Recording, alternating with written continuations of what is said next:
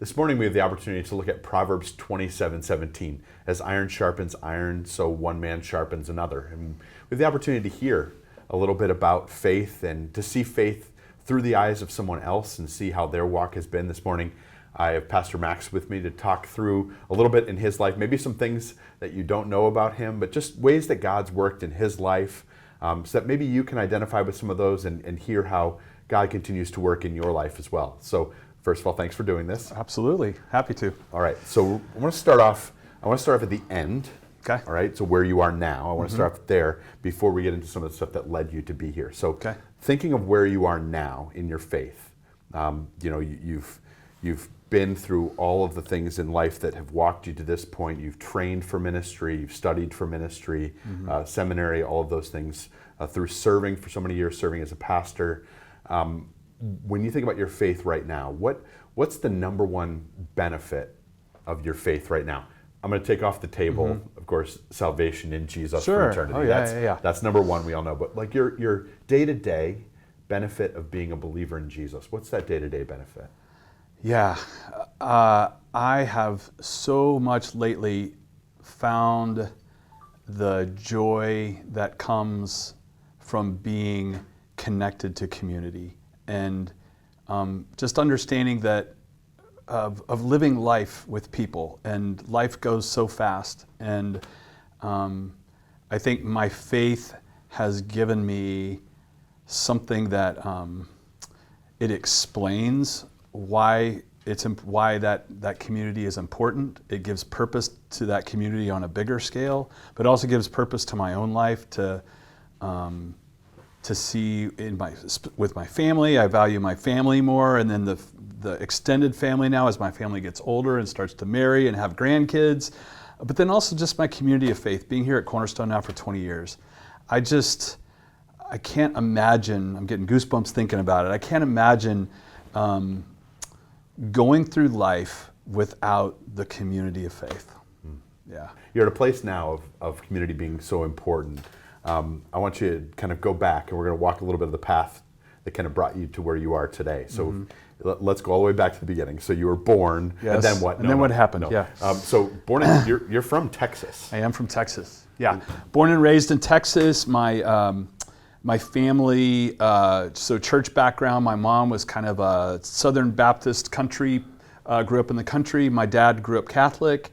And I had an uncle and an aunt that were in the Lutheran church. So when my parents got married, as many people do, they kind of find a middle ground in Lutheranism. And so that's what they did. A Lutheran pastor married my parents, and then I was baptized, confirmed up through the same pastor all the way through into high school. So that was a great blessing to be in one faith community during all that time, grade school and all of that.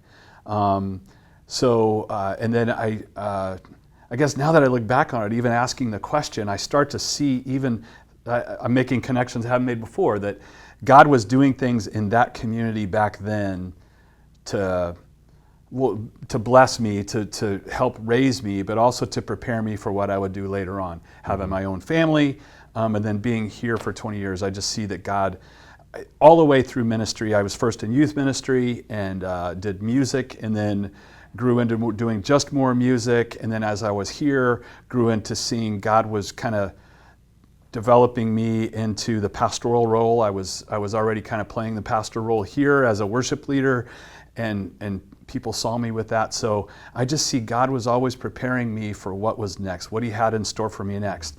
And even now, as I look back, I'm still making more connections going, oh yeah, that's why I was going there, that's what that was about.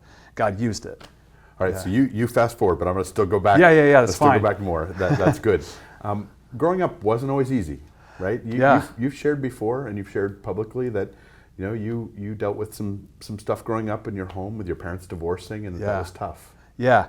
I praise God for the family of the community of faith that God put me in, because it was always an anchor. And my parents are both great. Like, they both love me unconditionally and both spent time with me, but they went through a divorce when I was 14, and I still remember my pastor coming over to the house in the middle of the night when my parents were dealing with stuff, and there was always that tether of, oh yeah, this as I'm going through this tough thing, as our family's going through this, it's almost like there's a lifeline. There's still something there that's, and so I just praise God for that.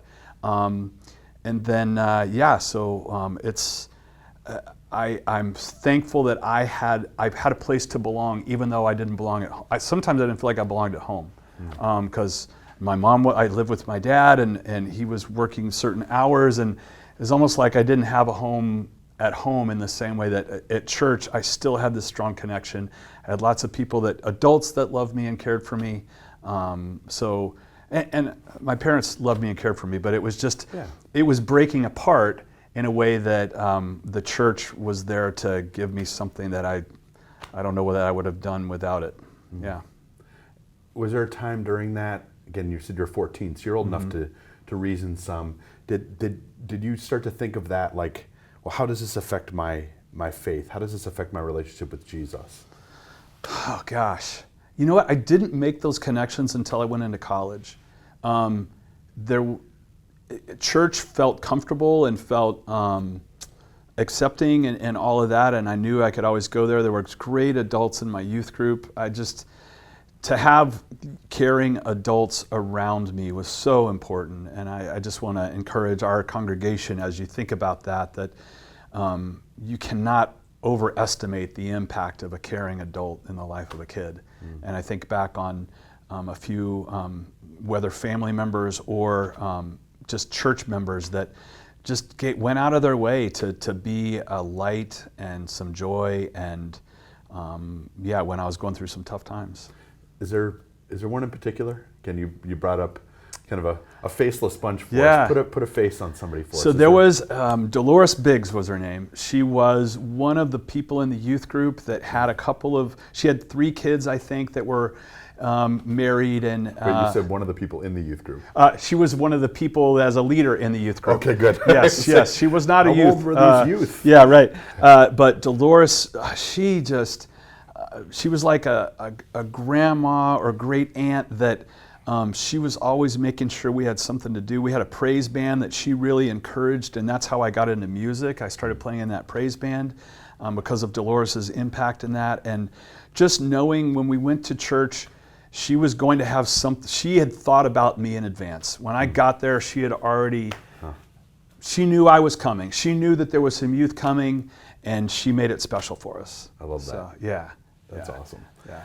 Okay, now that was some more serious stuff. Let's be a little bit light for a second. Okay. Surely, growing up in Texas and knowing you a bit, surely there's a moment growing up that you had an embarrassing or situation that maybe you haven't shared that much about. Oh gosh, yeah, I like to entertain. That's just I like to make people happy, and when you're young and you don't have a filter, oh my gosh, there's one actually I probably can't even share, because but it was not. I got called to the office. My dad got called to the office. Like there were things that went on that I'm not proud of, but in the end, I mean the principal they still knew me as the guy that was just a young idiot kid. And so they didn't like paint me into a corner of, oh, that's who you are, you did this. It was, you made a mistake, we know your personality, that's not really what you were trying to do. And so, there are times that I got called in because I was also somebody that back then had influence in my peers. And because I was also goofy and had a bad filter, that sometimes took, I could take a class in a wrong direction real quick. And so I got called down to the principal's office one time for doing that a few too many times with a young teacher that couldn't control the classroom yet. So I had my times. Yes. Again, the sins of our youth. Yes, right? yes. And you're just thankful that they were never that bad. That right, they were right. So growing up, you decided, I know you played soccer. Looking at colleges, you decided to go to a Lutheran college. Yeah.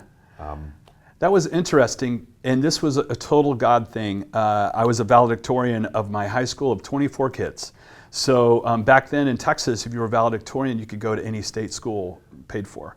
And so I really thought I was going to go to Texas A&M or UT, one of the big state schools in town. But I don't know. I was the first in my family to go to college. So my parents were not big on pushing me to go to college. And we didn't really have a good system of knowing what's the pipeline. And I don't know, I was at a small Lutheran school, and I don't know that our counselors. So anyway, I just happened to apply to Concordia Irvine. One of my youth directors who, as a grade school, when I was in grade school and junior high, he left to go to California. And when he left, he said, hey, when you think about college, think about Christ College Irvine. They have a good DCE program. He was our DCE. And it just kind of stuck in the back of my mind. I had other people that tell me I should go in ministry. I was voted most likely to teach at Lutheran High School in my in my high school class. That's funny. And I did teach at 2 different Lutheran high schools. Yeah, I forgot the framework of the question, but. How you ended up at Concordia? Yeah. So I played soccer. The soccer coach from there called me when he saw my application, and it was really a God thing because I was not actively looking to go there. Things just kind of fell in place, and it happened. And I had some extended family that helped because we didn't really have the resources to pay. Got lots of scholarships, and had some extended family that helped me get there. In the DCE program, because I looked up to my DCE and I thought, oh, if I could do that, that would be awesome. So that's kind of why I went that way. What did you look up to? When you said you looked up to your DCE, what was the thing that you saw? I think it was just his authentic, he was just himself, and he was an adult that could talk to kids and just be himself and not have to, he treated us like we were, like we were people, not likely you were somebody that I'm going to talk down to. He talked to us in a healthy way, almost as if we were peers. And then somebody that had a faith that was really fun. Just his faith in, like, whatever he had, I wanted, And so he had a faith that was attractive. Yeah. Yeah. Huh. So you moved to California. Yep. Again, you're an 18-year-old, now from Texas, now living in California. Yeah. Was that a big jump? It was big because I knew one guy from my high school class. We went out together. We ended up rooming together. He played basketball, and he was the only person I knew going out there. And so that was quite a culture change. Just being able to see mountains, like I never saw mountains in Texas. It was, you looked into nothing, big sky. And there to have mountains around was crazy. Ocean was crazy. Lifestyle was definitely different. Back then when I first went to college, it wasn't as bad as it was later on when I lived in California. But that was very different. But I'm an outgoing guy, so I made friends pretty quick. It wasn't too hard. So, yeah. It was also at Concordia, at the time it was Christ College, that you met a pretty co-ed? Yes. We met our freshman year, but we did not date until our senior year. She had another boyfriend pretty steady for the first two and a half years. And I had a couple of different girlfriends, but she came over to see my roommate. It's a great story. Many of you have heard it, but Beth is not I'm just going to go find somebody to talk to. That is not her personality at all. She decided one night to go look for somebody to talk to.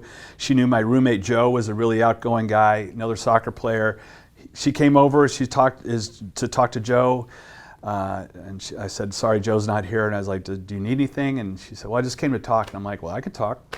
And that was our first talk. And 2 or 3 hours later, we were still talking. Joe came home and we just kind of said, hi, Joe. And he went back to his room. We kept on talking. And it was great. We called her the next day, said I had a great time. And then we were engaged. That happened in October. And then in that next summer, we were engaged, got married the next year.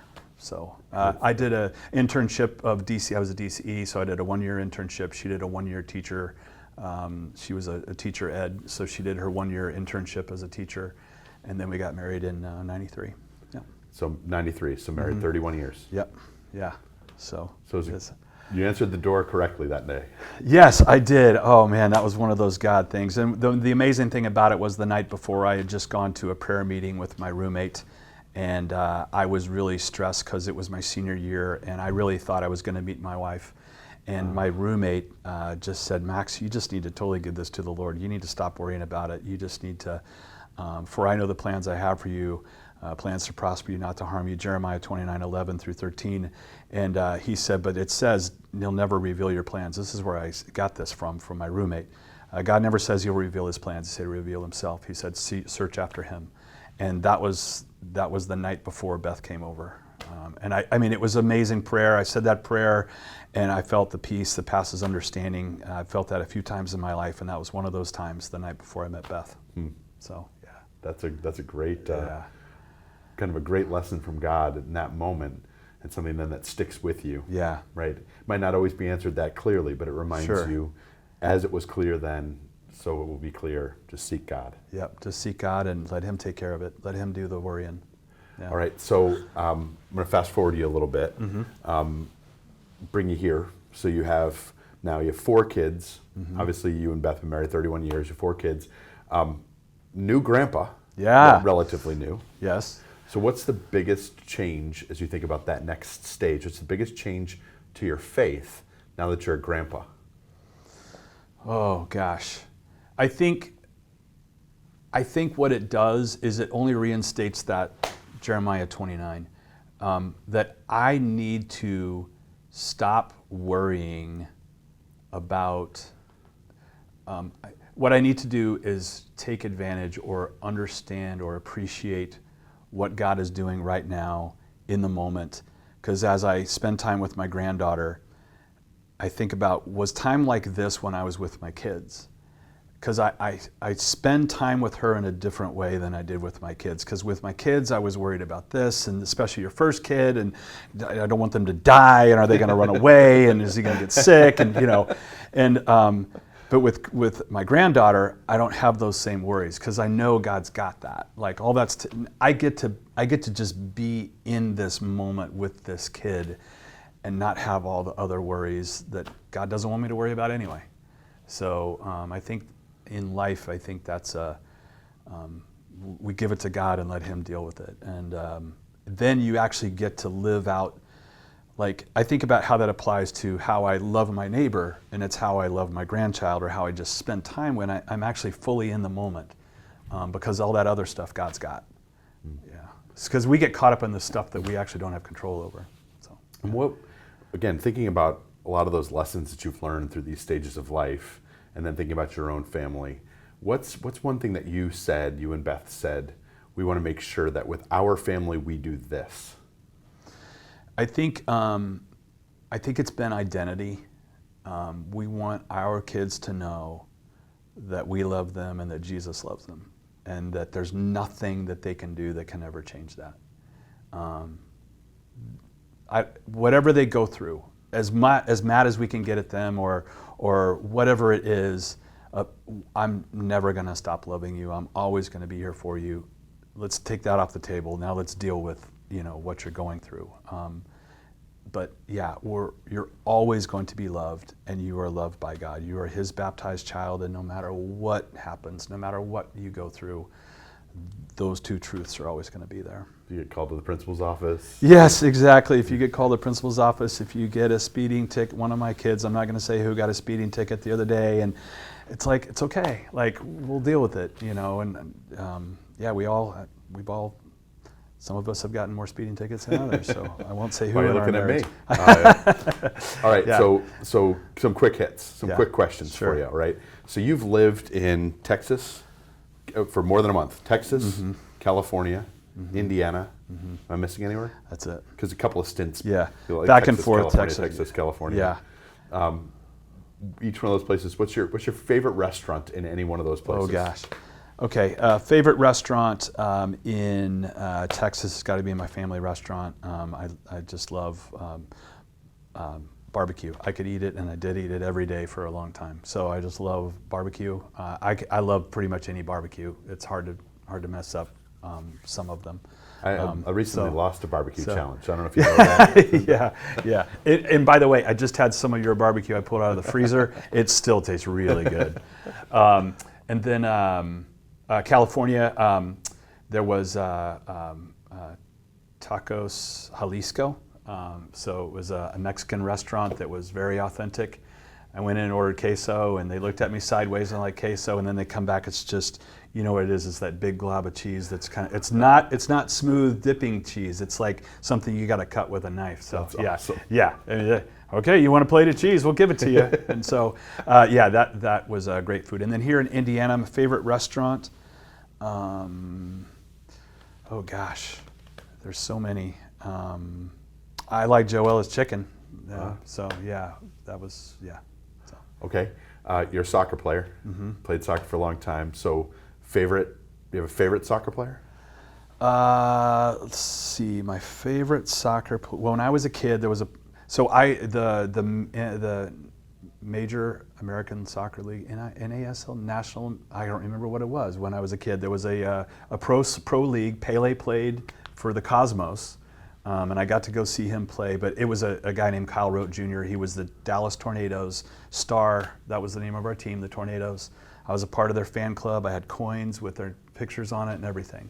So there was a player named Kyle Rote Jr. That was my guy. So one of the things that always impresses me, you've been to some amazing concerts, Yes. games, etc. Yes. Favorite concert of all time? Favorite concert of all time, I'm probably going to say, the fact that I was there, it was a Stevie Ray Vaughan concert. And I still remember he did Superstitious. This is before I knew Stevie Ray Vaughan. But I still think back on seeing him on stage and knowing, because I'm a big Texas blues fan and all that. So he was kind of the king of that. So and I've seen Michael Jackson a few times. Those were really good too. Now, I'm not a music expert, certainly not to the level you are, but I know that Superstitious is sung by Stevie Wonder. It is by Stevie Ray Vaughan. Yes, it is by Stevie Wonder, but Stevie Ray Vaughan redid it. Yeah, okay, cool. How about favorite Bible passage? So I mentioned Jeremiah 29:11, and also Proverbs 3:5. So trust the Lord with all your heart, lean on your own understanding, and all your ways acknowledge Him, and He will make your path straight. It's a similar concept. We always want to know what our path is, but He's like, go seek the Lord, stop. It's almost as if we think that God is a means to our end. God is the end. And so that's where we need to seek. We go at Him and not at all the things along the way or the benefits we get. Because God, obviously, living in God's plan, there is joy, there is blessing, there's still hard times, but there is a benefit to that. We always just want to jump straight to that. I want all those blessings. I want all those benefits, and yes, but God's like, come to me first, like seek me, and then all these things will be added to you. What is the best piece of spiritual advice you've ever received? Gosh, I'm going to go back to my roommate in college, and when we are so we always make it about ourselves and what we can control and can't control, and what we can get and can't get, and all of those things. I think there's a common theme coming out through all these in our Bible verses is, God knows what's best for us better than I do myself. So I need to go towards Him and seek Him. And in a way, all the selfishness, the selfish things that drive my desires and my sin, actually God says, I've got something way better than what your selfishness can get. I can give you, so if you want what's best for you, come to me. And so I think Satan has deceived us to say, no, you got this. Don't worry about what God says. You can do this on your own. And so I think it's just seeking the Lord, constantly seeking the Lord. And when the voice of Satan tries to take you back to yourself, to turn it back in on yourself, to listen to the Lord. When you think about, so where you started, at the end, where we are, you talked about community, the importance of community. What's your favorite thing about the community at Cornerstone? My favorite thing about the community is that the community is growing.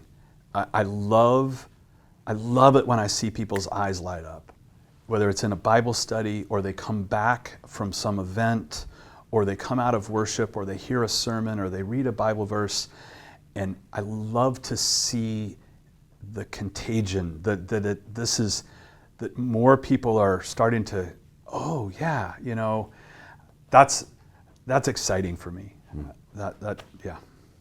Okay, and then I've asked you a lot of questions, and great answers. What's the one question you wish I had asked you? How are you feeling about the transition from worship leader to site pastor and care pastor? All right. Yeah. So how are you feeling about the transition from Yeah. worship leader? Good question. Thanks for asking. Yeah. It is so fun to see Kendall and Marshall, the young guys that are coming up and doing what we started here 20 years ago. And Sean and Aaron and just all of our worship leaders. That is very it's rewarding to look back at where we were and where we are now, and to see what's happening in our synod with that, to see more and more people that are being raised up that are very thoughtful and doing Lutheran contemporary worship. That is super exciting. So for me to actually be on the front line of handing that off has been really neat. Just this last week I started going, I kind of want to be up there every once in a while, because I really enjoy the music, I really enjoy leading. And you're good at it. Thanks. And then, but I've noticed that my stress level has gone down quite a bit, because putting on a worship service, and I told Kendall this, putting on a worship service, let alone 3 worship services, there's a lot of just mental pressure to make sure that this and this and this and all these moving parts are going to come together. And I haven't had that for the last couple of months. And so that's been very freeing for me to come to worship on a weekend and think, how can I be a pastor to these people in every way? And so I didn't have that opportunity when I came to worship thinking, is everything going to work? Are all my volunteers going to show up? Do we have all the music? Is everything, and so I'm really enjoying that. Yeah. Well, good. Yeah. Well, again, appreciating the answers and also appreciating kind of where those lead us. The recognition, as you said, that God's in control of our lives, that God calls us His own. We're His children. We get to know that. We get to have the confidence that comes from saying, I'm a child of God, I'm forgiven, I'm loved. The confidence comes from knowing I seek God and God will work out the rest. Those things belong to Him. They're not always for me to know. And that God calls me into community, as He has for you at multiple times in your life, and for each one of us to know, no matter what season we're in, no matter what station we're in, we know that we are in community for a reason, that God's given us other people to walk with us and to encourage us and to sharpen us in that way also. So hopefully as you think about where you are and you think about where God is working in your life, those are some lessons that can kind of encourage you, that you can think through